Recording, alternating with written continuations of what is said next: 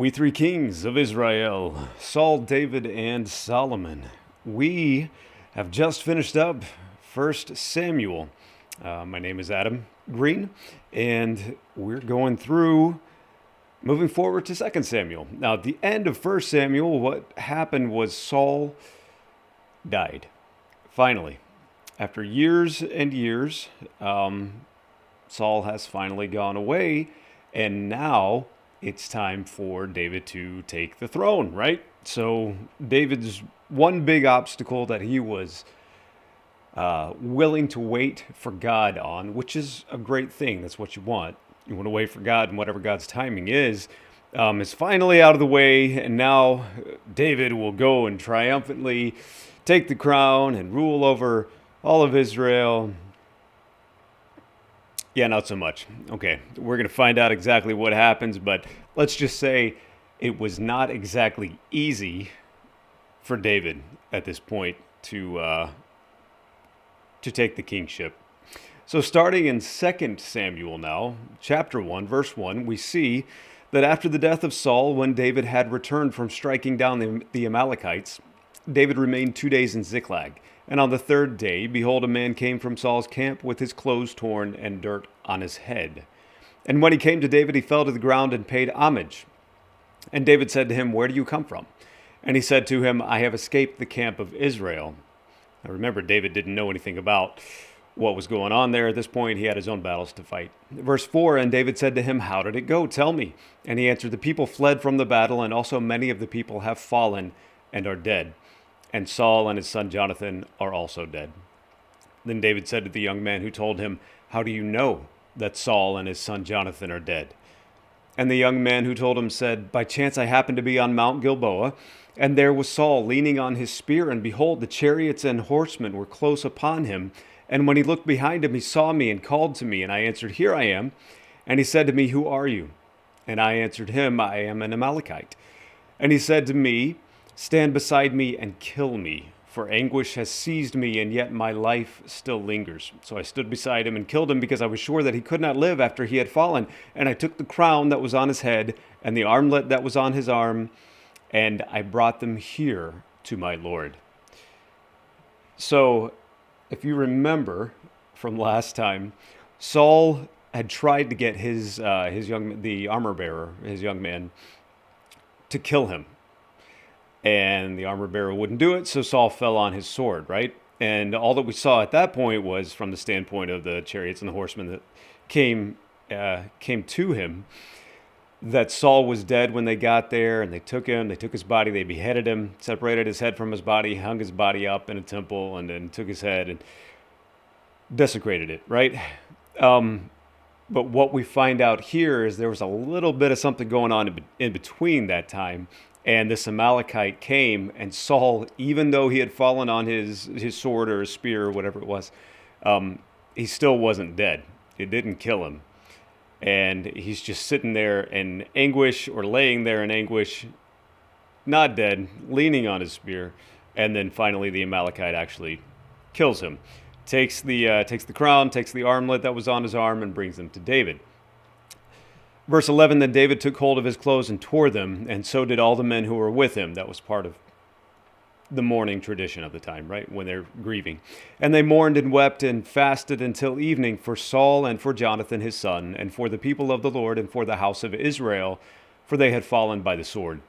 And David said to the young men who told him, "Where did you come from?" And he answered, "I am the son of a sojourner, an Amalekite." So Amalekites could go into Israel and sojourn as long as they had, agreed to the customs, right, of Israel. So I don't know if that was an Amalekite that had come to Israel, or if it was an Amalekite that was sojourning in, with the Philistines, or what it was. At any rate, it was a sojourner, correct. And David said to him, "How is it you are not afraid to put out your hand to destroy the Lord's anointed?" Then David called one of the young men and said, "Go, execute him." And he struck him down so that he died. And David said to him, "Your blood be on your head, for your own mouth has testified against you, saying, I have killed the Lord's anointed." And he did.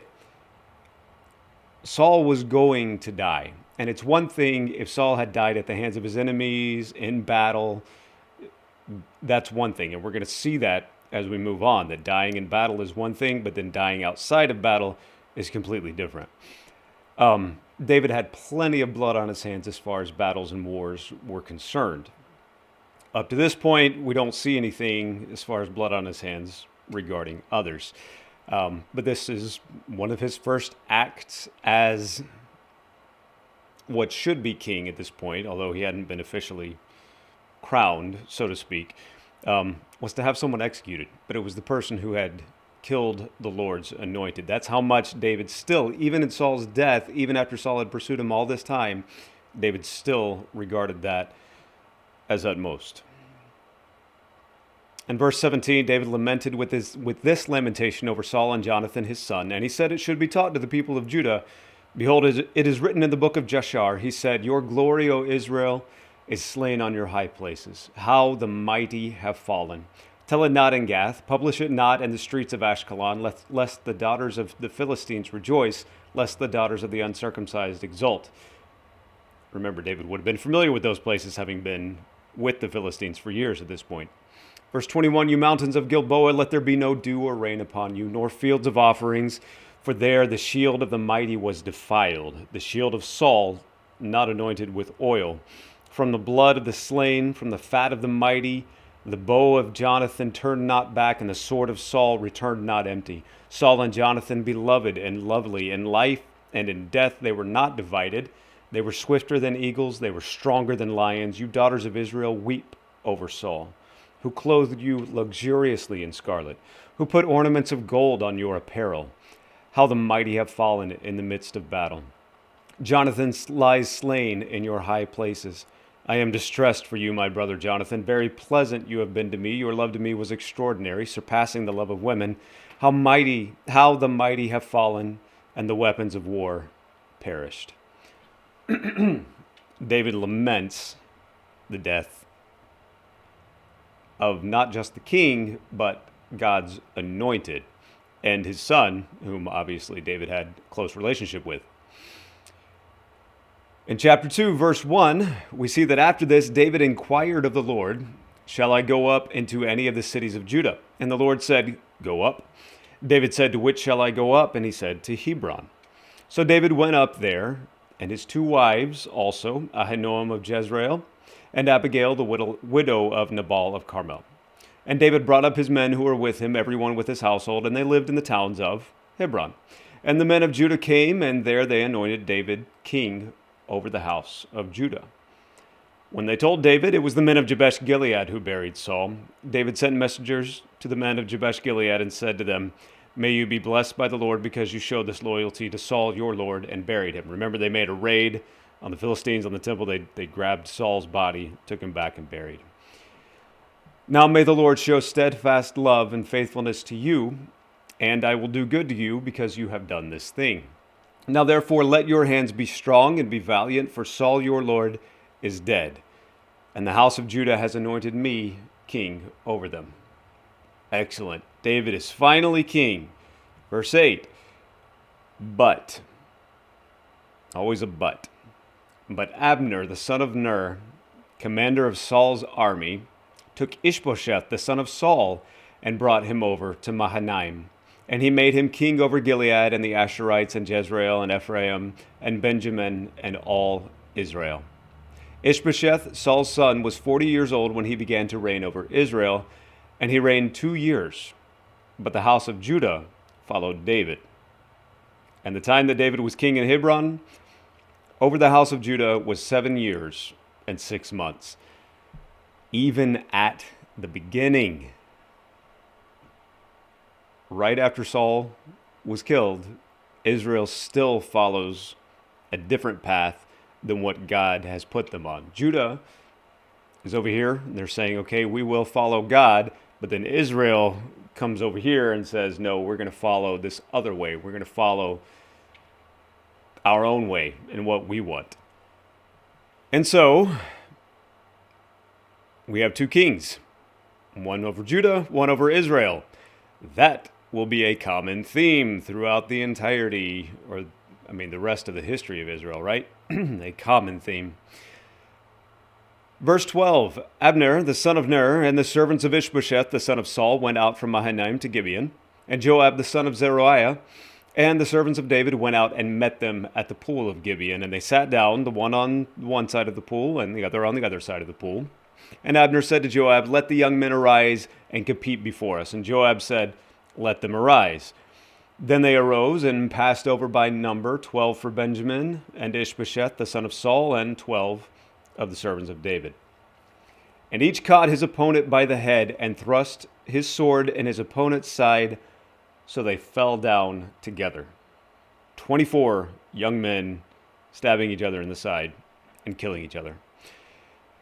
Therefore that place was called Helkath Hazurim, which is at Gibeon. And the battle was very fierce that day, and Abner and the men of Israel were beaten before the servants of David. It was not uncommon at that time, and we saw it with Goliath. You send forth your champion, you send forth select men to fight each other, and if there's a winner, then maybe there's some sort of treaty made at that point, some sort of surrender going on. But in this case, there was no winner, and so there was a battle that happened afterwards, but David's people overcame them. Verse 18, and the three sons of Zeruiah were there, Joab, Abishai, and Asahel.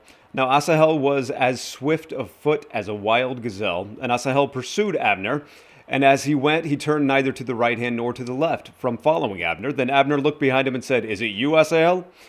And he answered, it is I.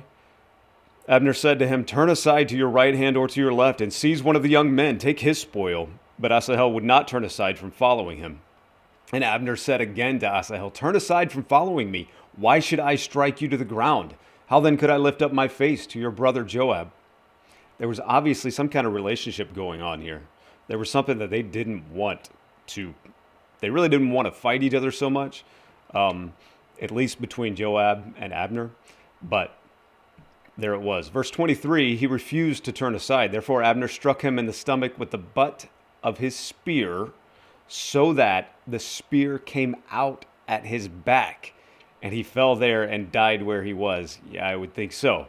And all who came to the place where Asahel had fallen and died stood still. Yeah, I think I'd stand still too. If somebody shoved the butt of their spear through another person, front to back, yeah, I think I'd be done at that point, for sure. My word. Moving on. Holy crow. Verse 24, but Joab and Abishai pursued Abner, and as the sun was going down, they came to the hill of Ammah, which lies before Giah, on the way to the wilderness of Gibeon.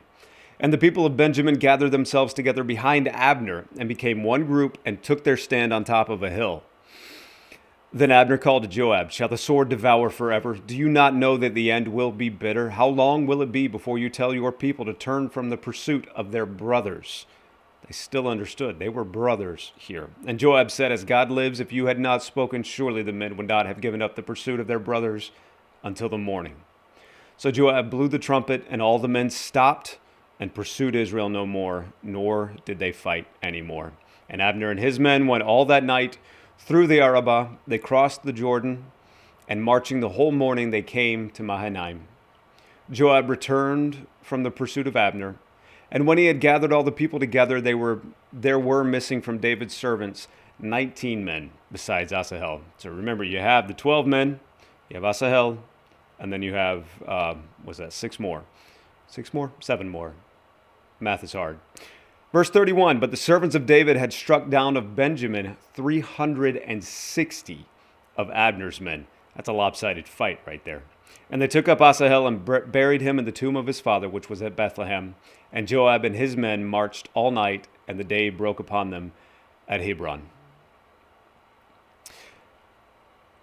Verse 1 of chapter 3 kind of sums up everything that's going on here, right? There was a long war between the house of Saul and the house of David. And David grew stronger and stronger, while the house of Saul became weaker and weaker. It's a nice, good summary verse for this whole section right here. Verse 2, and sons were born to David at Hebron. His firstborn was Amnon of Ahinoam of Jezreel, and his second, Chileab of Abigail, the widow of Nabal of Carmel. And the third, Absalom, the son of Maacah, the daughter of Talmai, king of Geshur. And the fourth, Adonijah, the son of Haggith. And the fifth, Shephatiah, the son of Abital. And the sixth, Ithream of Eglah, David's wife. These were born to David in Hebron. Six different women. 6 sons by 6 women. Also, Michal was his wife, and we'll see that come about pretty soon here again. And then, if you add Bathsheba into it, there's at least 8 different women. At least 8 different women that David is involved with. And at least 7 of them he has sons by. This will come back to haunt him in a major way.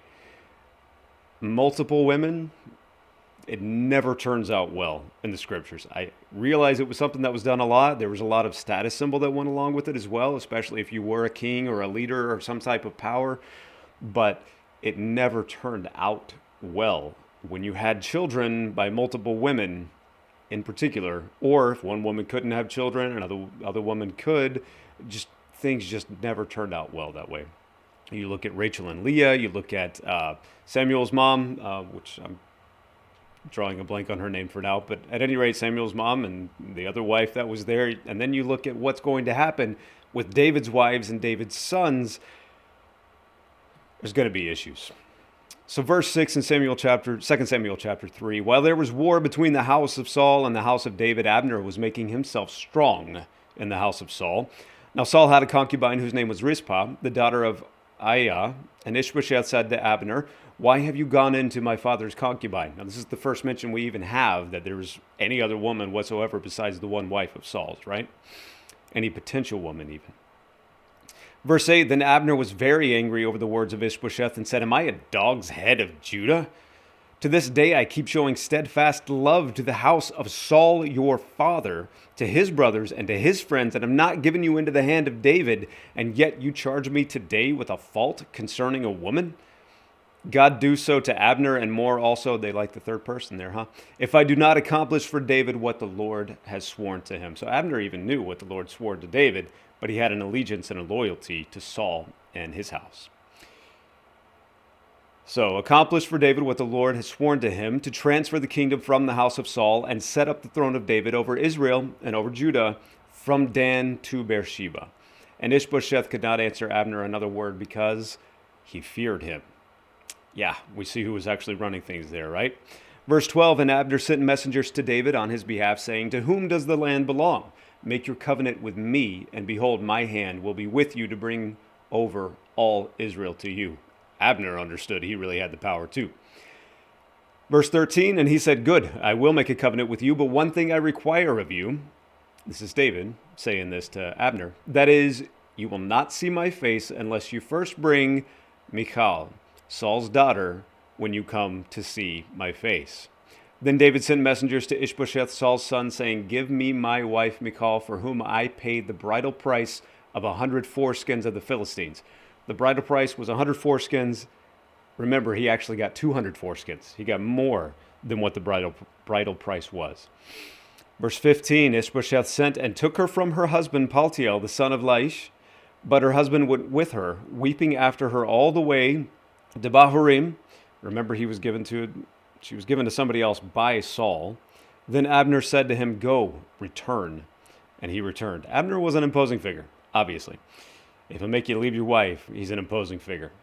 Verse 17, and Abner conferred with the elders of Israel, saying, "For some time past you've been seeking David as king over you.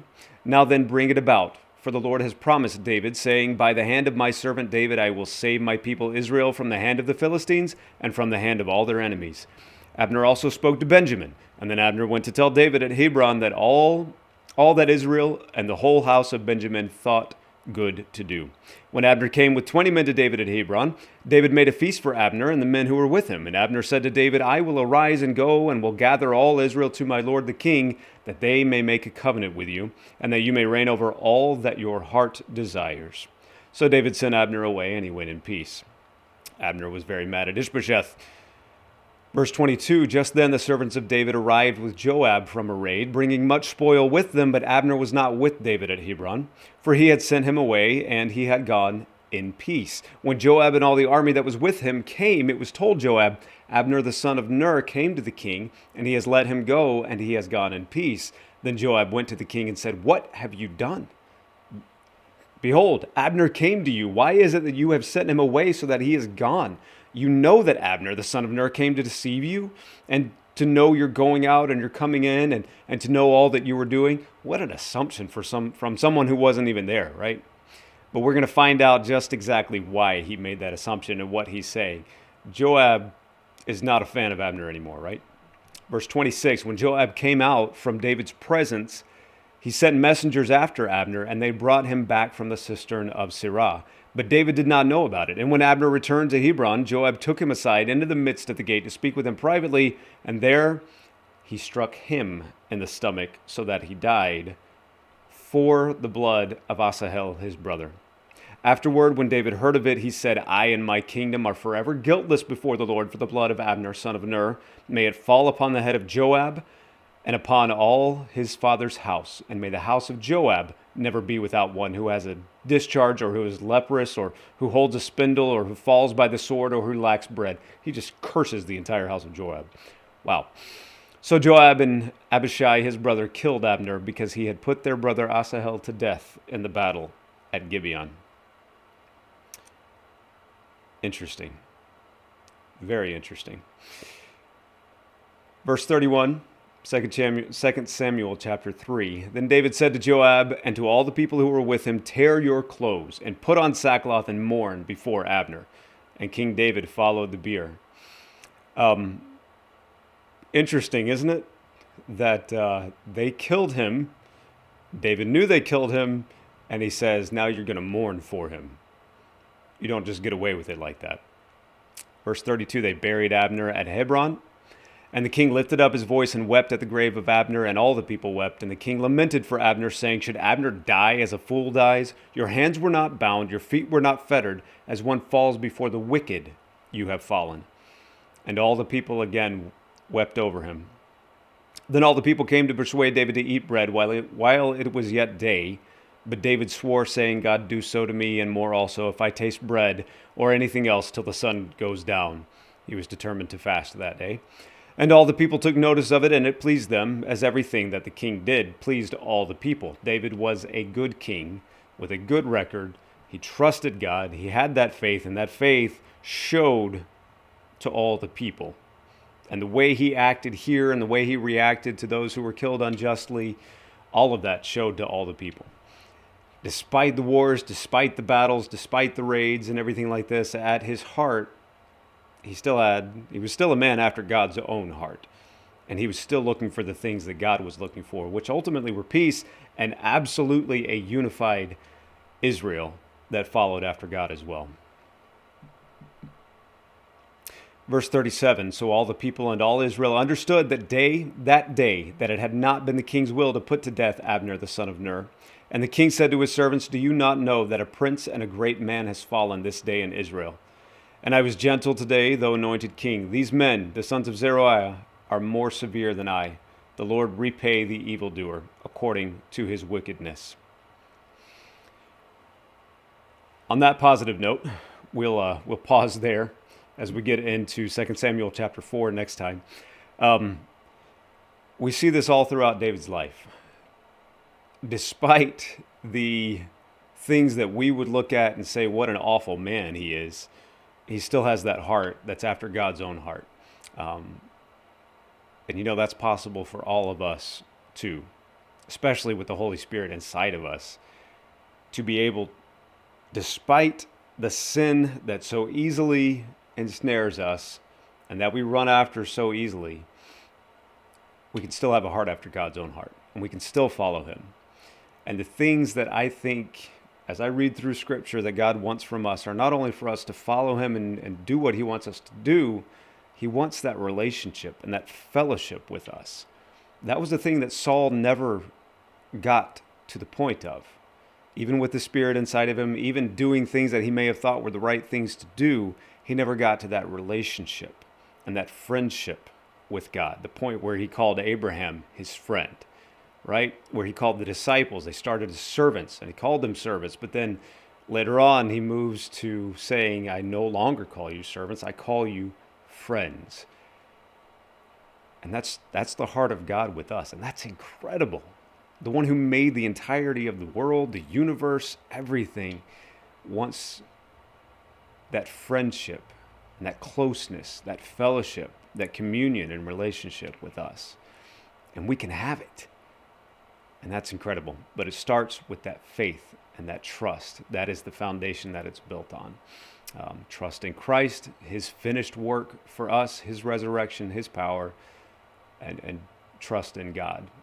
And it looks like doing what your hand finds to do. Saul was told that. Do what your hand finds to do. He didn't have to go back and ask God, should I do this thing? Should I do that thing? He could. That's absolutely, we can do that. But we have the Spirit of God in us. We do what our hand finds to do, and God will direct it. God will move us wherever we need to be moved. Let's keep that in mind, and let's do trusting in God.